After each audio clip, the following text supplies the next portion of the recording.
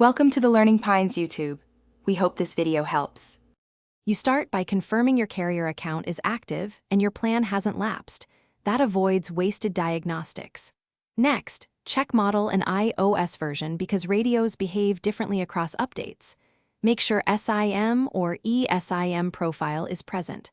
Once done, toggle airplane mode on for 10 seconds, then off to force network rescan. Restart the phone after toggling. This refreshes baseband services and clears transient glitches, so the next steps act on a clean state. Now you update carrier settings and iOS.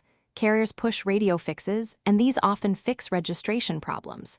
If service still fails, reset network settings to clear APN, VPN, and Wi-Fi data that can block cellular attach. Remember this removes saved Wi-Fi passwords.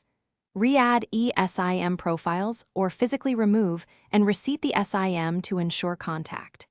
If needed, try a known working SIM from another phone to isolate hardware versus network. And finish by contacting your carrier to verify provisioning, confirm no outage, and ensure the MA is not blocked. Carriers can refresh service from their side. If carrier confirms clean status but problems persist, back up and perform a DFU restore to rule out software corruption. This reinstalls firmware and baseband. If hardware still fails afterward, visit an authorized service provider. One key tip: always test your SIM in a different handset and test a different SIM in your iPhone to pinpoint whether the issue is the phone or the network.